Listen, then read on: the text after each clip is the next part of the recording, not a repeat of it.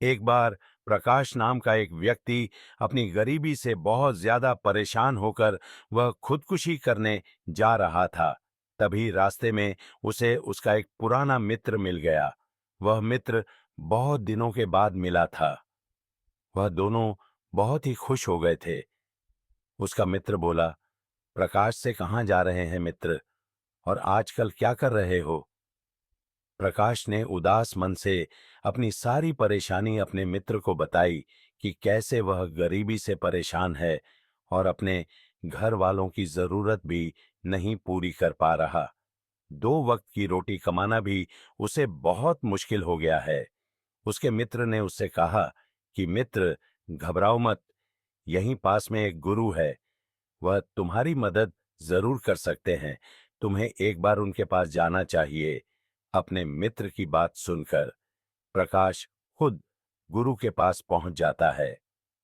दोस्तों, आप कहानी में खो जाए इससे पहले प्लीज वीडियो को लाइक और चैनल को सब्सक्राइब करके बेल आइकॉन प्रेस कर लीजिए।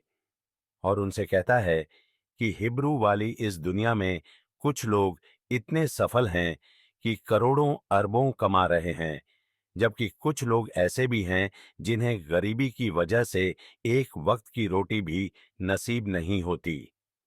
आखिर ऐसा क्यों होता है? भगवान तो सबका एक ही है, चाहे अमीर हो या गरीब, चाहे तंदुरुस्त हो या बीमार, और फिर चाहे वह किसी भी जाति का हो, आखिर वह तो सबका भगवान है। फिर वह ऐसा क्यों करता है? किसी को ढेरों पैसा दे देता है तो वहीं किसी को भूखा रखता है।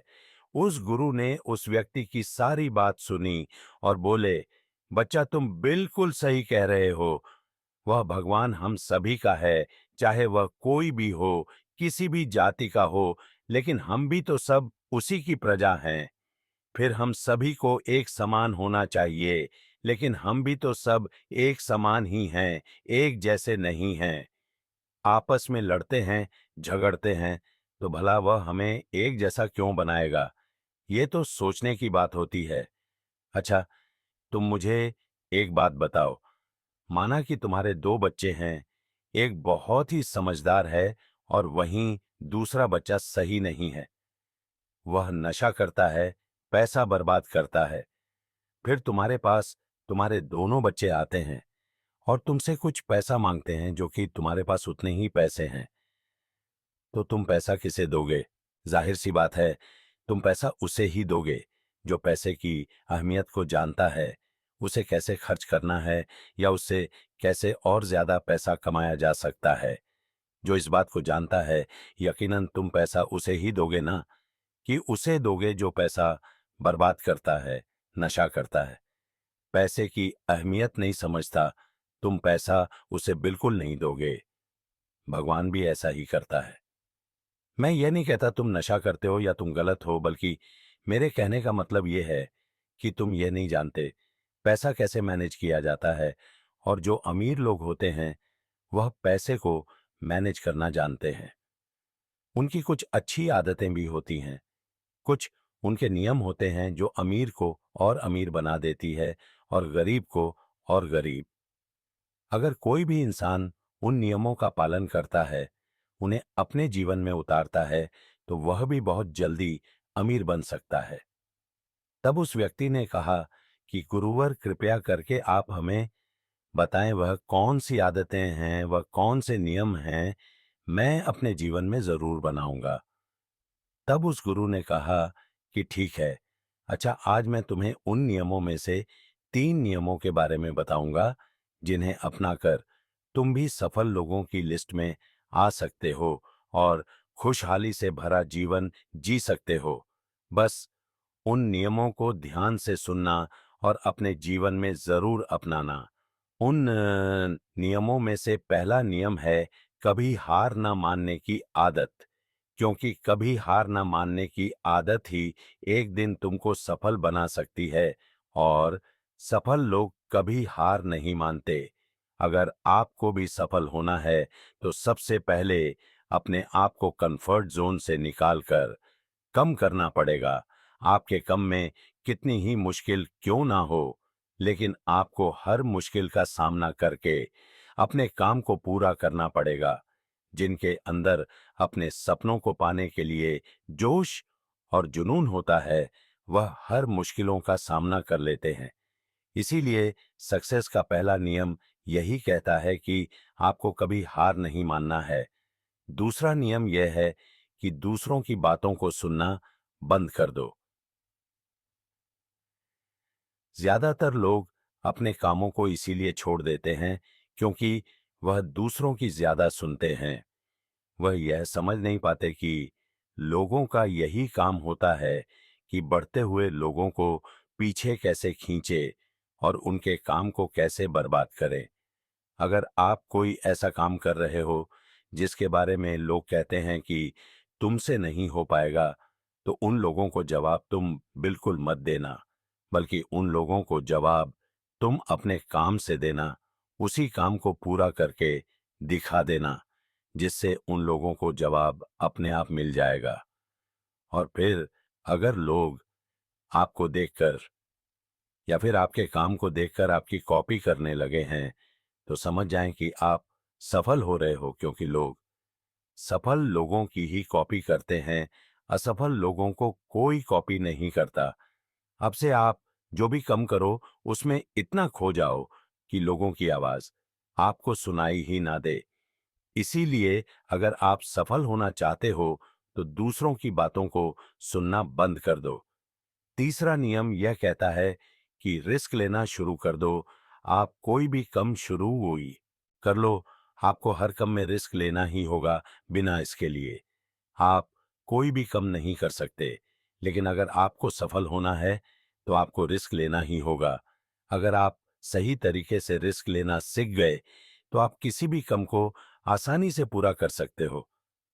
अगर आपको लगता है कि सफलता रातों रात मिल जाती है, तो यह सोच आपकी बिल्कुल गलत है, क्योंकि सफलता पाने के लिए आपको रात दिन मेहनत करनी पड़ेगी।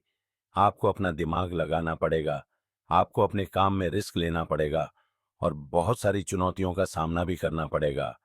आज आप जिसे देख रहे हो, जो लोग बुलंदियों को छू रहे हैं, उनके बारे में पढ़ो, उनको जानो।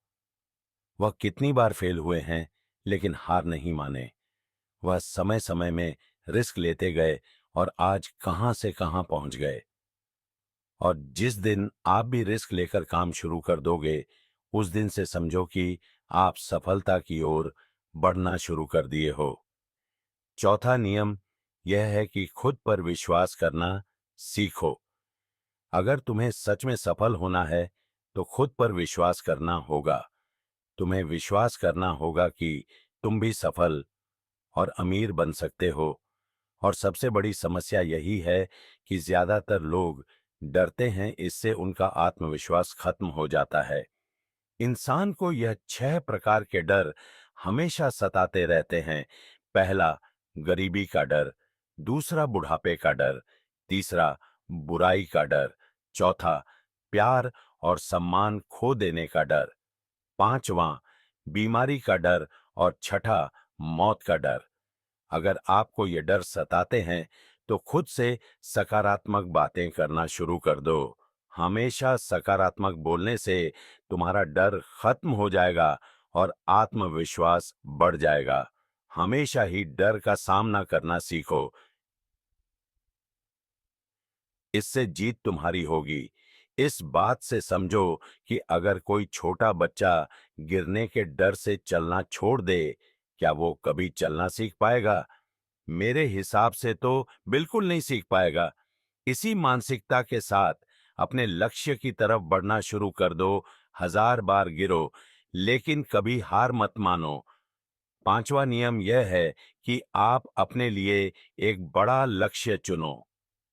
ज्यादातर लोगों से जब कोई पूछता है कि तुम्हारे जीवन का लक्ष्य क्या है, तो इस पर बहुत से लोग मुस्कुरा देते हैं और कहते हैं, अभी तक हमने कुछ सोचा ही नहीं।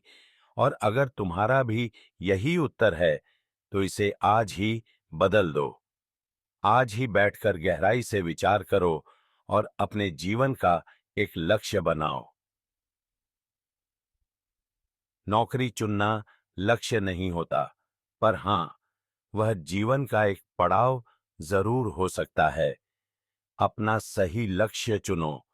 उसे पाने के लिए 3 काम करो। पहला, अपने लक्ष्य को एक कागज पर लिखो, सिर्फ दिमाग पर नहीं। दूसरा, अपने लक्ष्य को पाने के लिए तुम क्या कर सकते हो? हाँ, तुम सोना कम कर सकते हो, तुम ज्यादा मेहनत कर सकते हो, क्या तुम कप मारना छोड़ सकते हो, या फिर क्या तुम अपने लक्ष्य की संबंधित किताबें पढ़ना शुरू कर सकते हो?